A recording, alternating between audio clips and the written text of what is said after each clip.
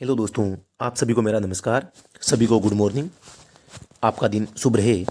दोस्तों, आप सभी का एक बार फिर से अपने इस यूट्यूब चैनल राज एजुकेशन हेल्थ में स्वागत है।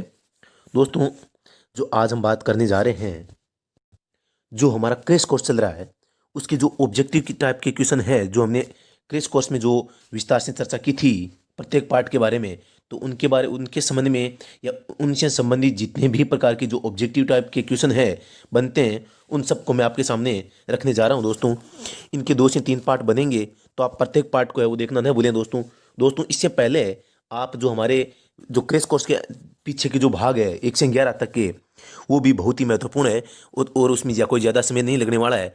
तो कम से कम आप एक बार इन सभी भागों को एक बार ज़रूर देखें। आपको ज़रूरी नहीं कि वीडियो स्टार्ट करते ही बहुत अच्छा कंटेंट मिले, हो सकता है बीच में या लास्ट में ही है वो अच्छी सामग्री है वो ऐड की गई हो, तो आप ये कभी न सोचें कि यहाँ कुछ नहीं मिल रहा है। बहुत कुछ अंदर है, छोटी छोटी बातें हैं वो इसमें बताई गई है। दोस्तों, तो साथियों, अगर आपको ये वीडियो पसंद आता है तो इसको लाइक शेयर और कमेंट करना न भूलें। साथियों, जो आपके द्वारा वीडियो तो बहुत काफ़ी व्यू आ रहे हैं और सब कुछ अच्छा है, लेकिन जो आपके द्वारा जो लाइक का बटन है वो बहुत ही कम दबाया जा रहा है। तो मैं आपसे पूरी आशा रखूंगा कि आप लाइक भी है वो ज़्यादा से ज़्यादा करेंगे। दोस्तों, शुरू करते हैं आज का वीडियो। इसमें सबसे क्या है महत्वपूर्ण, क्या है सबसे जो जरूरी है, या कहें कि सबसे महत्वपूर्ण जो प्रश्न है, वो इसमें उनका संकलन किया गया है और पूर्ण व्याख्या सहित। इसके अलावा जितने भी प्रश्न ऑब्जेक्टिव टाइप के होंगे, उन सब प्रश्नों को मैं आपके सामने रख देने वाला हूँ। क्योंकि दोस्तों, मैं आपके साथ किसी भी प्रकार का कोई मतलब धोखा नहीं करने वाला हूँ। क्योंकि दोस्तों, जो अलग यूट्यूब चैनल है वो क्या करते हैं, एक ही प्रश्न को बार बार है वो रिपीट करते जा रहे हैं। तो मैं ये चाहता हूँ कि जितने भी क्वेश्चन है उनको क्यों ना एक बार में ही आपके सामने पेश कर दिया जाए, ताकि आपको प्रश्नों के चक्कर में किसी दूसरे यूट्यूब पर जाने की आवश्यकता ही न पड़े। तो दोस्तों, मैं आपको बताऊं कि जो ये प्रश्न है सबसे ज़रूरी है दोस्तों, क्योंकि जो हमारा क्रैश कोर्स है इसका जो सार है, इनसे बनने वाले जितने भी क्वेश्चन है वो सारे यहाँ इसमें शामिल किए गए हैं। तो इसका जो क्रैश कोर्स का भाग 12 यहाँ चल रहा है। तो बिना टाइम वेस्ट किए चलते हैं नेक्स्ट क्वेश्चन पर। तो दोस्तों, जो आज का हमारा पहला प्रश्न है आपके सामने है कि हल्की यात्री गाड़ियां हैं। नंबर 1 है जीप, कार, ट्रक, बस, ट्राम। तो दोस्तों, इसका सही उत्तर हो जाएगा हल्की यात्री गाड़ियां। आप सबको भी पता है जीप, कार हो जाता है। दोस्तों, इसमें ट्रक आप जानते हैं, बस जानते हैं। ये ट्राम क्या होता है दोस्तों? तो ट्राम होता है दोस्तों, जो ये जैसे जेसीबी हो गई, एनएलटी हो गई, जो खनिजों को खोदने का काम करते हैं, या किसी भी मतलब गड्ढे करने का है, या जो खनिज होते हैं, जो खनिजों को खोदने का जो काम किया जाता है, उसी कार्य को क्या कहा जाता है दोस्तों? ट्राम। जो जैसी जेसीबी हो गई ये, या लाइट वाले जो ठेकेदार होते हैं, ये बड़ी बड़ी मशीनें रखते हैं जो गड्ढे करने के लिए, ताकि वहाँ खंभे और रोपे जा सके, और जो मानव के द्वारा काम किए जा रहे हैं उनको जल्दी किया जा सके मशीनों के द्वारा। तो इस प्रकार के जो यंत्र होते हैं, जेसीबी, एनएलटी हो गई, या कई अन्य प्रकार के जो गाड़ियाँ होती है, तो इनको क्या कहा जाता है? ट्राम कहा जाता है। मतलब जो वाणिज्यिक रूप से जो वाहन काम में होते हैं, जो फिजिकल रूप से काम करते हैं, उन्हें ट्राम गाड़ियां कहते हैं, या ट्राम वाहन होता है। अंग्रेजी में TRAMA होता है, ट्रामा जिसे कह सकते हैं, ट्रामा भी हो सकता है यहाँ हिंदी में। नेक्स्ट क्वेश्चन की बात करते हैं दोस्तों। कनेक्टिंग रोड के छोटे सिरे पर बियरिंग लगी रहती है। जो कनेक्टिंग रोड है इसका जो छोटा सिरा है, वहां कौन सी बियरिंग लगी रहती है? ऑप्शन नंबर 1 है main bearing, ball bearing, small bearing, और स्मॉल एंड बियरिंग, और बिग एंड बियरिंग। तो प्रश्न नंबर 2 इसका सही उत्तर हो जाएगा स्मॉल एंड बियरिंग। जो कनेक्टिंग रोड और जो पिस्टन होता है, वहां एक छोटी सी रिंग लगी रहती है, उसे क्या कहा जाता है? Small and bearing. क्योंकि जो स्मॉल एंड का मतलब है जो ये रिंग है, जो बियरिंग है, इसका जो सिरा है वो क्या है? छोटा सा होता है, ताकि बड़ा होगा तो क्या होगा, जो पिस्टन में वहां दिक्कत करेगा और घर्षण ज्यादा होगा, तो उससे बचाव के लिए क्या होता है, उसको स्मॉल एंड मतलब आगे से एकदम छोटा बना दिया जाता है। अब नंबर 3 प्रश्न है हमारा, ऑयल रिंग का क्या कार्य होता है? जो ऑयल रिंग होती है दोस्तों, आप सबको पता है, जो पिस्टन होता है, पिस्टन में कितनी प्रकार की रिंगें होती है? 2 प्रकार की रिंगें होती है, और रिंगों की संख्या कितनी होती है? 3। जो पहली रिंग होती है वो कंप्रेशन रिंग होती है। कंप्रेशन रिंगों की संख्या 2 होती है, 2 कंप्रेशन रिंग लगाई जाती है, और तीसरी रिंग होती है ऑयल रिंग। तो ऑयल रिंग का मतलब क्या है, ये क्या काम करती है? नंबर 1 है ऑयल पंप करना, ऑयल पंपिंग रोकना, ऑयल जलाना। तो तीसरा प्रश्न है, इसका उत्तर हो जाएगा ऑयल पंपिंग रोकना। क्योंकि जो पिस्टन है इसके नीचे जो ऑयल संप बना रहता है, जहाँ ऑयल रहता है, तो ये ऑयल ऊपर जाने के लिए कोशिश करेगा, लेकिन इसी ऑयल रिंग जहाँ ईंधन जल रहा है वहां जाने से रोकेगी। तो ऑयल पंपिंग को रोकना। नेक्स्ट क्वेश्चन है हमारा, फ्लाई व्हील का कार्य है, फ्लाई व्हील होता है वो क्या काम करता है दोस्तों, आप सबको पता है। क्रैंक शाफ्ट होती है, उसके ऊपर फ्लाई व्हील लगा रहता है और उसका काम क्या होता है, फ्लाई व्हील है वो काम करता है कि क्रैंक शाफ्ट की जो गति है उसको समान अवस्था में रखा जाए या उसकी गति को समान रूप से बनाए रखा जाए। एक समय में अगर पिस्टन से उसको मतलब ताकत या शक्ति नहीं मिलती है, फिर भी क्या है, क्रैंकशाफ्ट को फ्लाई व्हील की मदद से घुमाया जा सकता है। तो ऑप्शन नंबर 1 है अलाभकारी स्ट्रोक पूरा करना, इंजन चलाना, वजन हल्का करना, इनमें से कोई नहीं। तो ऑप्शन नंबर 1 है वो क्या हो जाएगा, पूरा हो जाएगा। अलाभकारी स्ट्रोक का मतलब है जो पिस्टन है उसका एक ऐसा स्ट्रोक जो शक्ति पैदा न कर सका हो या उसको ईंधन न मिला हो, तो उस स्थिति में भी क्या है, हमारी गाड़ी रुकेगी नहीं। फ्लाई व्हील है वो जो क्रैंकशाफ्ट है उसको घुमा देगा। अगला प्रश्न है दोस्तों हमारा, इनलाइन तथा व्हील शेप सिलेंडर के अतिरिक्त इंजन होते हैं कि जो ये अतिरिक्त इंजन होते हैं। तो ऑप्शन नंबर 1 है centre cylinder engine, radial cylinder engine, multi cylinder engine और सिंगल सिलेंडर इंजन। तो ऑप्शन नंबर जो हमारा 5 है इसका उत्तर क्या हो जाएगा दोस्तों, बी रेडियल सिलेंडर इंजन। दोस्तों ये रेडियल क्या होता है आप सबको पता है कि जो रेडियल होता है वो राउंड शेप में सिलेंडर लगे रहते हैं। इसमें क्या होता है, सबसे सेंटर में जो क्रैंकशाफ्ट होती है लगी रहती है और ये किसके माध्यम से घूमती है, इस प्रकार चारों दिशाओं में क्या होते हैं, जो रोटर की साइज में जो पिस्टन है वो गति करते हैं। नेक्स्ट क्वेश्चन देखते हैं। अगला प्रश्न है हमारा प्रश्न संख्या 15 है। बीच के प्रश्न मैंने डिलीट कर दिए हैं क्योंकि अब वो आउट ऑफ सिलेबस थे, उनको यहाँ रखने का कोई औचित्य नहीं है। वाइब्रेशन डैम्पर का प्रयोग करते हैं। वाइब्रेशन डैम्पर, वाइब्रेशन नाम से ही पता चलता है कि कंपन की बात कर रहे हैं और डैम्पर यानी होता है कंपन को कम करने वाला।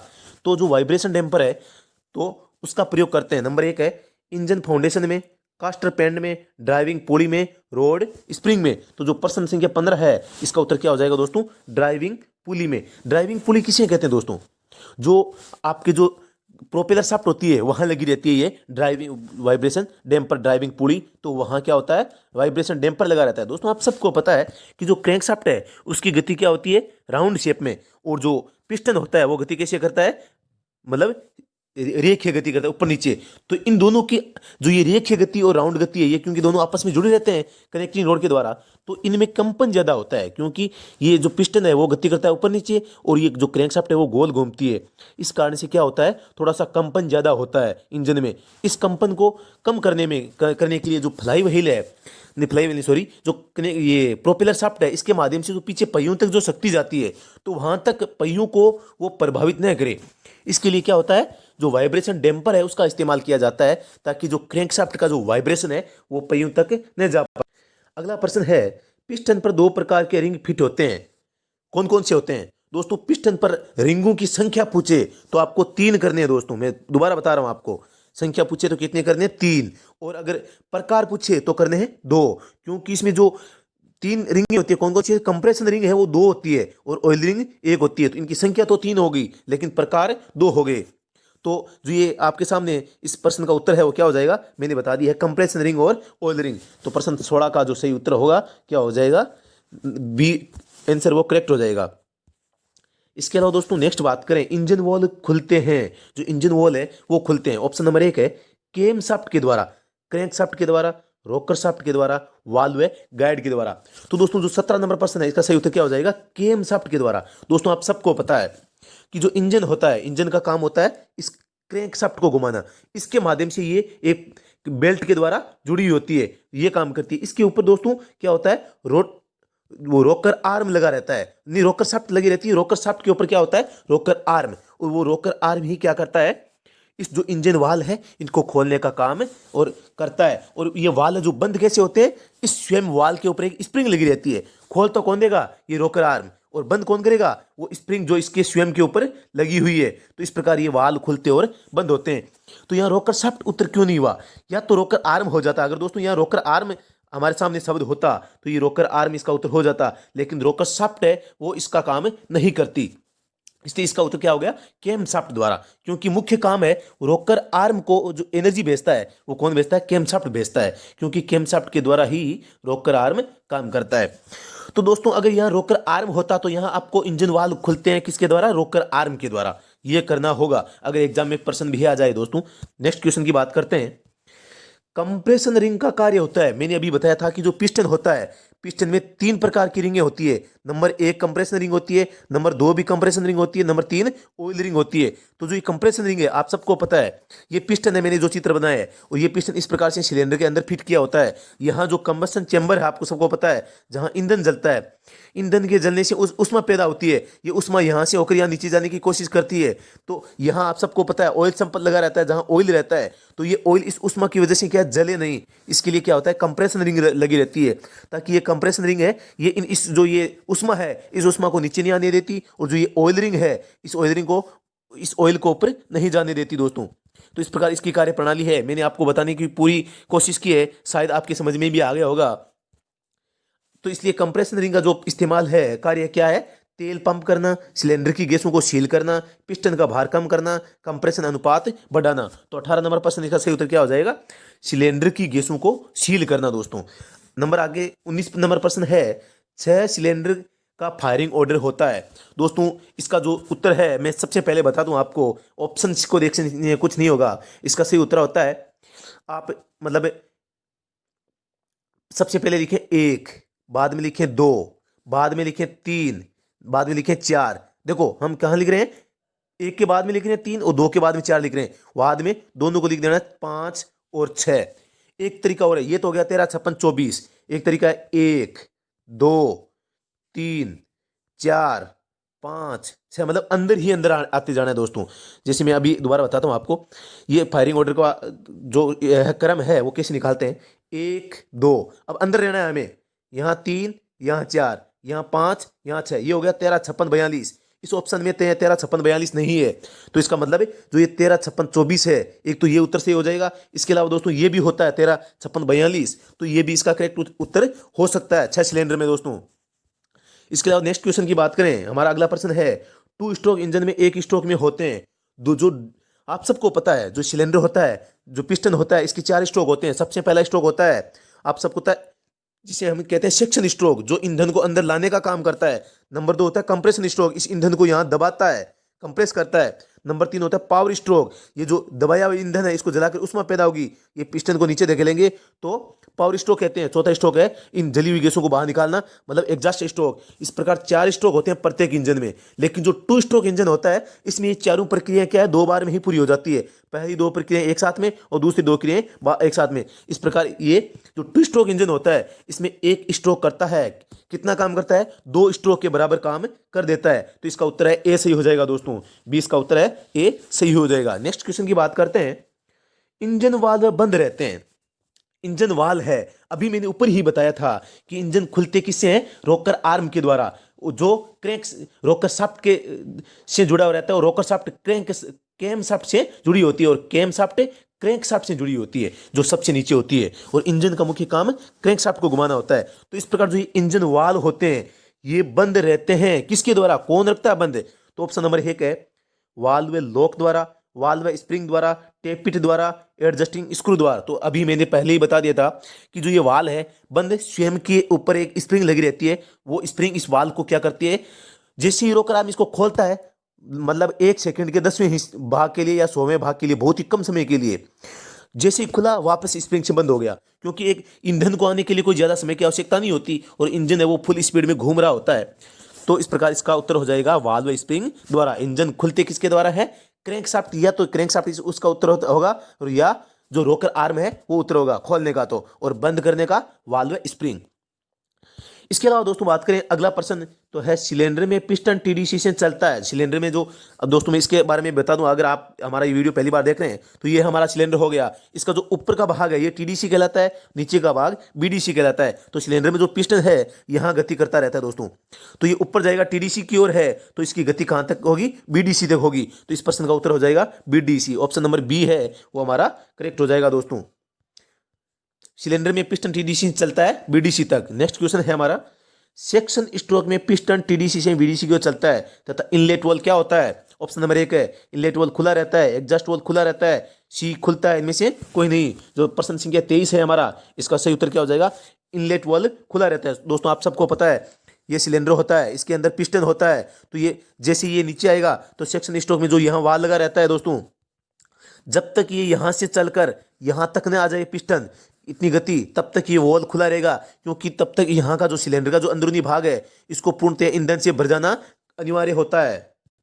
दोस्तों, कई दोस्तों की जो शिकायत है वो ये है कि आप समय ज़्यादा लेते हो और एक चीज़ को बार बार बताते हो। तो दोस्तों, मैं जानबूझकर एक चीज़ को बार बार इसलिए बताता हूँ क्योंकि आपका जो लेवल है वो टेक्निकल नहीं है। आप साधारण, आप अगर इंजीनियरिंग किए हुए हैं तो आप ड्राइवर में नहीं जाओगे, ये मुझे पता है।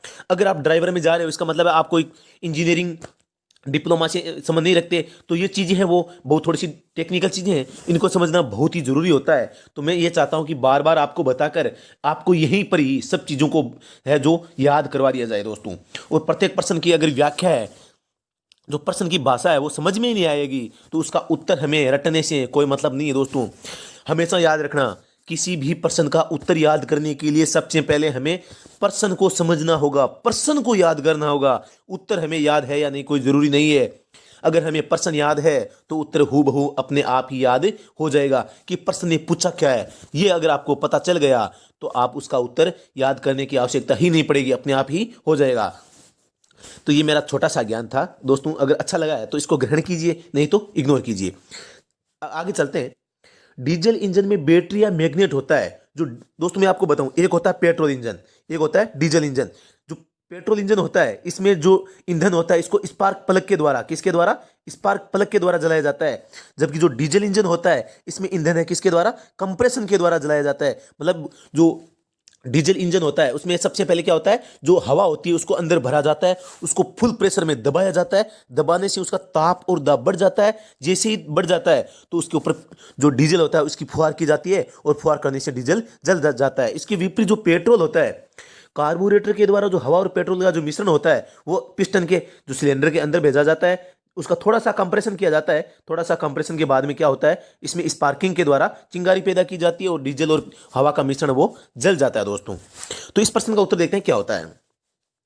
डीजल इंजन में बैटरी या मैग्नेट का उपयोग अति आवश्यक होता है, आवश्यक नहीं होता, दोनों आवश्यक है, कोई नहीं। तो इसमें कोई ज्यादा आवश्यक नहीं होता लेकिन बैटरी लगी हुई रहती है। आगे, कनेक्टिंग रोड को टेढ़ा होने पर, कनेक्टिंग रोड है आप सबको पता है, मैं दोस्तों बताऊं कनेक्टिंग रोड कहाँ होती है। ये आपके सामने सिलेंडर है दोस्तों और इसमें ये यहाँ पिस्टन गति कर रहा है ऊपर नीचे। तो इसमें दोस्तों यहाँ एक कनेक्टिंग रोड होती है जो यहाँ क्रैंकशाफ्ट जो राउंड गति में घूमती है यहाँ कनेक्टिंग रोड से जुड़ा हुआ रहता है। तो दोस्तों कनेक्टिंग रोड का टेढ़ा होना, अगर ये टेढ़ी हो जाएगी दोस्तों ये, तो इन दोनों की जो गति है उसमें बहुत ज़्यादा प्रभाव होगा और सबसे जो ज़्यादा प्रभाव होगा पिस्टन पर होगा, क्योंकि पिस्टन यहाँ से और यहाँ से घर्षण कर रहा है दोस्तों। तो अगर ये टेढ़ी हो जाएगी तो सिलेंडर शीघ्र घिस जाएगा दोस्तों। इस प्रश्न का उत्तर क्या हो जाएगा, सिलेंडर शीघ्र घिस जाते हैं दोस्तों। तो देखो कितना अच्छी तरीके से मैंने आपके सामने इस प्रश्न को पेश किया है, समझाया है। तो दोस्तों इसका लाइक तो बनता ही है। आपको समझ में नहीं आ रहा है तो कोई बात नहीं है, अगर आपको समझ में आ रहा है, आपको अच्छा लग रहा है तो एक लाइक का बटन तो आप दबा ही सकते हैं दोस्तों। मैं इसकी पूरी आशा करता हूं आपसे। आगे का प्रश्न देखते हैं। प्रश्न संख्या 33 है। टू स्ट्रोक इंजन की एक साइकिल में क्रैंकशाफ्ट चक्कर लगाती है। जो टू स्ट्रोक मतलब दो स्ट्रोक का इंजन है, इसमें एक साइकिल का मतलब है पिस्टन, एक साइकिल का मतलब होगा पिस्टन एक बार नीचे आया वापिस गया। फोर स्ट्रोक में क्या होता है, पिस्टन एक बार नीचे आया वापिस गया, वापिस आया वापिस गया। ये चक्कर होता है फोर स्ट्रोक में और ये होता है टू स्ट्रोक में। तो दोस्तों इनमें अंतर क्या है, जो टू स्ट्रोक होगा, अब इसमें देखो क्रैंकशाफ्ट क्या होती है, क्रैंकशाफ्ट अगर पिस्टन एक बार ऊपर जाकर नीचे आता है तो क्रैंकशाफ्ट एक बार घूमती है। तो टू स्ट्रोक में क्या हो जाएगा, इसमें क्रैंकशाफ्ट एक बार घूम जाएगी और टू स्ट्रोक में क्रैंकशाफ्ट दो बार घूम जाएगी। तो प्रश्न है, टू स्ट्रोक इंजन की एक साइकिल में क्रैंकशाफ्ट के चक्कर होते हैं कितने, एक। जो प्रश्न संख्या 33 है इसका प्रश्न उत्तर क्या हो जाएगा, ऑप्शन नंबर 1 सही हो जाएगा दोस्तों। अब दोस्तों एक चीज और बताना चाहता हूं मैं, यहाँ जो शक्ति प्राप्त होने की बात है, तो जो फोर स्ट्रोक इंजन है इसमें ये जो क्रैंकशाफ्ट है वो घूमती तो दो बार है दोस्तों, ये दो बार घूम रही है, लेकिन इसको ऊर्जा केवल एक ही बार मिल रही है दोनों में से। और जो टू स्ट्रोक इंजन है इसमें जो पिस्टन के दो स्ट्रोक है, दोनों स्ट्रोक में से एक बार क्रैंकशाफ्ट घूम रही है और एक में से एक बार इसको क्या हो रही है, शक्ति मिल रही है। तो दोस्तों जो देखो इसके 4 स्ट्रोक हो गए, इसके 2 स्ट्रोक है, लेकिन शक्ति प्राप्त करने की जो क्षमता है वो दोनों में बराबर है। तो इसलिए जो टू स्ट्रोक इंजन होते हैं इनमें पावर शक्ति है वो ज्यादा जनरेट होती है और इनमें ईंधन की खपत भी कम होती है दोस्तों। इसके अलावा नेक्स्ट बात करते हैं, मुझे पूरी उम्मीद है ये आपको समझ में आ गया होगा। आगे चलते हैं। क्रैंकशाफ्ट दो प्रकार की होती है। जो क्रैंकशाफ्ट है, इंजन का मुख्य काम क्या होता है, क्रैंकशाफ्ट को घुमाना, और क्रैंकशाफ्ट संपूर्ण गाड़ी के पहियों को या ट्रांसमिशन सिस्टम को घुमाता है दोस्तों। ऑप्शन नंबर 1 है सिंगल पीस व बिल्ट अप, फोर्ज्ड व टर्न्ड, रोटरी व स्टेशनरी, इनमें से कोई नहीं। कुछ प्रॉब्लम हो रही है दोस्तों। हाँ, तो हमारा प्रश्न था 34 नंबर, इसमें जो क्रैंकशाफ्ट के दो प्रकार पूछे गए हैं, तो इसका जो सही उत्तर क्या हो जाएगा दोस्तों, सिंगल पीस व बिल्ट अप। ऑप्शन नंबर 1 है हमारा करेक्ट हो जाएगा दोस्तों। नेक्स्ट क्वेश्चन देखते हैं, हवा पेट्रोल का दबा मिश्रण जलता है। बहुत ही अच्छा प्रश्न है, अभी मैंने आपको बताया है। स्पार्क प्लग की चिंगारी के द्वारा, डिस्ट्रीब्यूटर द्वारा, कंप्रेशन द्वारा, इनमें से कोई नहीं। तो दोस्तों हवा पेट्रोल का मतलब है पेट्रोल इंजन है, तो पेट्रोल इंजन हमेशा स्पार्किंग के द्वारा जलता है, तो ऑप्शन नंबर 1 इसका करेक्ट हो जाएगा। जो ये कंप्रेशन द्वारा जलता है, ये किस में जलता है, डीजल इंजन में। बहुत ही इंपॉर्टेंट है, 2% यहाँ हो गए हैं, सॉल्व हो गए हैं। तो आप ये देखो, प्रश्नों से प्रश्नों की कड़ी जुड़ती है, एक एक प्रश्न करके 10 प्रश्नों 20 प्रश्नों का निर्माण कर देते हैं दोस्तों, आप इस बात को माने। अगला प्रश्न है, इंजन वाल्व लगे रहते हैं। बहुत ही अच्छा प्रश्न है, इसको भी मैं समझाने की कोशिश करूंगा। सिलेंडर ब्लॉक या हेड में, सिलेंडर के अंदर, क्रैंक केस में, इनमें से कोई नहीं। इस प्रश्न का उत्तर हो जाएगा सिलेंडर ब्लॉक या सिलेंडर हेड में। दोस्तों आपके सामने मैंने ये बताया सिलेंडर, और यहाँ सिलेंडर हेड होता है, कईयों में ये एक साथ में होता है, और यहाँ पिस्टन गति करता है। तो आप दोस्तों जो 4 स्ट्रोक इंजन होता है, इसमें जो वाल होते हैं, एक तो इनलेट ईंधन आने के लिए वाल यहाँ रहता है, और एग्जॉस्ट वाल मतलब धुआं बाहर निकलने के लिए यहाँ होता है। ये तो हो गई 4 स्ट्रोक इंजन की बात, इनको बोलते हैं वाल्व। यही अगर 2 स्ट्रोक इंजन होता, तो इसमें जो ईंधन आने के लिए इनलेट मैनिफोल्ड होता है, ये इनलेट पोर्ट्स होता है, वो यहां होता है, और एग्जॉस्ट पोर्ट यहां होता है। दोस्तों जो 4 स्ट्रोक इंजन होते हैं, उनमें इंजन वाल्व ही कहलाते हैं, लेकिन जो इंजन वाल्व है वो 2 स्ट्रोक इंजन में होते हैं, वो क्या कहलाते हैं, पोर्ट कहलाते हैं, पोर्ट या पोर्ट्स कहलाते हैं। दोस्तों बहुत ही अच्छा प्रश्न है कि जैसे ही 2 स्ट्रोक इंजन होता है, तो ये वाल है क्या कहलाने लगते हैं, पोर्ट्स कहलाने लगते हैं, और 4 स्ट्रोक इंजन में वाल ही कहलाने लगते हैं। नेक्स्ट क्वेश्चन देखते हैं। अगला प्रश्न है हमारा, वेंकल रोटरी इंजन का रोटर घूमता है। ऑप्शन नंबर 1 है सेंटर में, एक्सेंट्रिक, अप एंड डाउन, इनमें से कोई नहीं। दोस्तों मैं आपके सामने एक तस्वीर पेश करने जा रहा हूं, ताकि आपको वेंकल रोटरी इंजन का पूर्णतया वो ज्ञान एक बार में ही मिल जाए। आपके सामने एक तस्वीर है कि बाकी इंजनों में जो हम बात करते हैं, उनमें हम करते हैं कि सिलेंडर होता है, इसके अंदर पिस्टन होता है, और ये पिस्टन ऊपर नीचे गति करता है, इसके नीचे क्रैंकशाफ्ट होती है जो कनेक्टिंग रोड के द्वारा जुड़ी रहती है। लेकिन इसमें क्या होता है दोस्तों, इसमें आप देख सकते हैं यहाँ स्पार्क प्लग लगे रहते हैं, और जो ये इसमें कोई न तो कोई पिस्टन है, न ही कोई सिलेंडर तो होगा ही, लेकिन न कोई कनेक्टिंग रोड है, न ही कोई क्रैंकशाफ्ट है। इसमें स्वयं का क्या है, rotor revolve round gear on output shaft, ये हो गई आउटपुट शाफ्ट, ये हो गई पथ टेकन बाय टिप और रोटर, ये हो गई fuel air mixture entries inlet port, मतलब जहां से ईंधन है वो अंदर प्रवेश करता है। पोर्ट का मतलब हो गया, यहाँ देखो 2 ही हैं, तो ये मतलब ये पोर्ट कहलाएंगे। अगर ये सिलेंडर हेड पे बने होते, 4 स्ट्रोक इंजन होता, तो इसमें क्या होता, ये सिलेंडर, ये वॉल्व, इंजन वॉल्व कहलाते। तो इसमें देखो दोस्तों क्या है, यहाँ जैसे इंजन हुआ, इंजन यहाँ जैसे यहाँ चलकर यहाँ आएगा, तो इस स्पार्किंग के द्वारा जल जाएगा। जलने से क्या होगी, यहाँ जैसे अभी देखो ये इधर खिसका हुआ है, यहाँ पास में है, तो यहाँ उष्मा पैदा होगी, उष्मा पैदा होगी तो इसको नीचे धकेलेगी इधर, तो ये क्या हो जाएगा, इधर आएगा। इधर आते ये जो ये आपके सामने जो ये दिख रहा है, इसकी वजह से ये क्या गति करने लगेगा। इस प्रकार ये प्रत्येक जो पोर्ट है, यहाँ जैसे ये यहाँ उष्मा पैदा हुई, यहाँ से होकर ये आपके बाद में दोबारा बताता हूँ मैं, यहाँ से जला उष्मा पैदा हुई, ये इधर आया, तो जैसे घुमा, घूमते यहाँ से होकर वापस ये बाहर निकल जाएगा ईंधन, और यहां से क्या हो रहा है, ये एंटर हो रहा है। तो इस प्रकार को इसको वेंकल रोटरी इंजन कहा जाता है। ये थोड़ा सा पावर में कम पावर का इंजन है दोस्तों। तो इसके बारे में ये बताया जाता है कि कौन सा इंजन है जिसमें जो है पिस्टन लगा हुआ नहीं रहता, या कहें कि क्रैंकशाफ्ट लगी हुई नहीं रहती, या कनेक्टिंग रोड नहीं होती, तो वो है वेंकल रोटरी इंजन।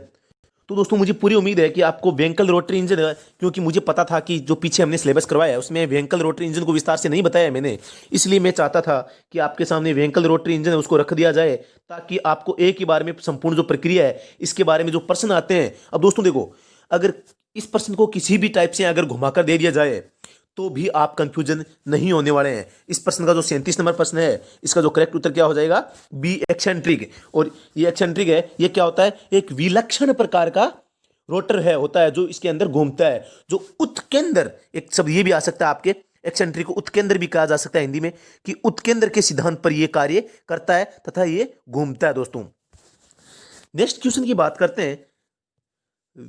टीडीसी से बीडीसी की दूरी होती है 90 डिग्री, 180 डिग्री, 360 डिग्री। जो टीडीसी, अब दोस्तों दोबारा बता देता हूँ कम समय में, ये सिलेंडर हो गया, ये पिस्टन हो गया, ये पिस्टन है, क्या होगा, ऊपर नीचे गति करेगा। तो यहाँ से यहाँ तक की जो डिग्री में आप इसको मापेंगे तो 180 डिग्री का मान आएगा। तो इसका टीडीसी बीडीसी की दूरी होती है 180 डिग्री पर। आगे प्रश्न है, कट आउट बैटरी की करंट, कट आउट बैटरी क्या कहता है, करंट देता है, उल्टे करंट फ्लो से बचाता है, शीघ्र डिस्चार्ज हो जाता है। तो 39 क्वेश्चन है, वो क्या हो जाएगा उसका उत्तर, उल्टे करंट फ्लो से बचाता है। जैसे मानोगे दोस्तों, यहाँ लगी हुई है बैटरी और यहाँ होता है बैटरी से लगे हुए सिस्टम लगे रहते हैं कोई माना कि, तो क्या होगा, अगर इसके बीच में कोई सिस्टम, अगर कोई स्विच नहीं काम कर रहा है तो ये क्या है, लगातार गाड़ी की ऑफ स्थिति में भी क्या है, बैटरी वो डिस्चार्ज होती रहेगी। अगर आप अब यहाँ कोई प्रतिरोध या कोई स्विच वगैरह लगा देते हैं ताकि जैसे ही गाड़ी बंद होगी तो ये रजिस्टेंस के द्वारा इस स्विच को कट कर दिया जाएगा ताकि बैटरी है वो अनावश्यक रूप से डिस्चार्ज नहीं होता है। तो ये उल्टे करंट फ्लो से बचाता है, तो इसे कहते हैं कट आउट बैटरी।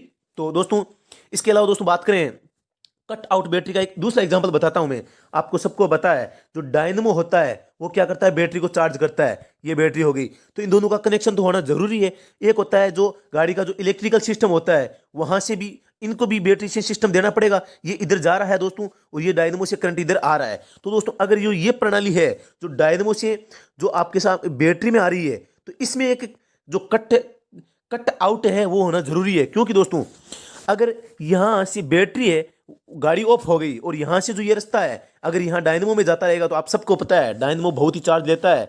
डायनमो घूमता है किसकी वजह से, इंजन से, लेकिन यहाँ बैटरी का चार्ज वो खाता रहेगा। इसलिए अगर यहाँ कट आउट होता है तो जैसे ही डायनमो घूमना बंद करेगा तो क्या होगा, ये कट आउट यहाँ से ऑफ हो जाएगा और ये बैटरी का करंट वापस जो हमारा जो ये डायनमो है जो इंजन से घूम रहा है, एनर्जी पैदा कर रहा है, वो वापस वहां करंट वापस नहीं खींचेगा। तो इस प्रकार ये कट आउट बैटरी की क्या होता है, उल्टे करंट फ्लो से बचाता है। मतलब जो उल्टा करंट वापस बहता है बैटरी से डायनमो की ओर, उसकी दोस्तों यहाँ बात हो रही है। मुझे उम्मीद है ये भी प्रश्न आपको समझ में आ गया होगा दोस्तों मुझे पूरी उम्मीद है कि यह आपको वीडियो है बहुत ही पसंद आया होगा। अगर दोस्तों पसंद आया है तो मैं आपसे एक ही आशा रखता हूं कि आपको इसको लाइक, शेयर और कमेंट करना नहीं भूलें दोस्तों।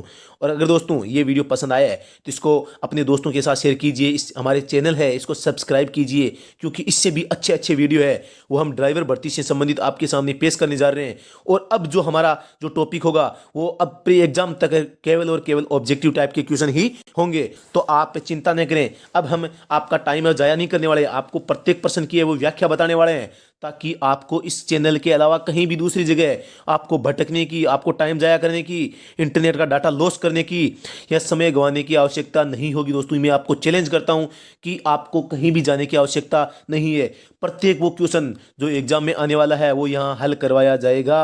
दोस्तों इसके लिए मैं आपसे यही चाहता हूं कि आप मुझे प्रोत्साहित करें, और आपका प्रोत्साहन है लाइक, शेयर और कमेंट के द्वारा, या जो सब्सक्रिप्शन है वो मेरे अगर लगातार बढ़ रहे हैं तो उसके द्वारा मुझे प्रोत्साहन मिलेगा दोस्तों। तो दोस्तों इसके अलावा मैं बताऊं कि ये जो हमारा चैनल है ये स्पेशल हाईकोर्ट ड्राइवर भर्ती के लिए ही बनाया हुआ है। आप हमारे जो प्लेलिस्ट है या यूट्यूब चैनल है इस पर देख सकते हैं कि हाईकोर्ट ड्राइवर के अलावा एक भी वीडियो इस पर अपलोड नहीं है।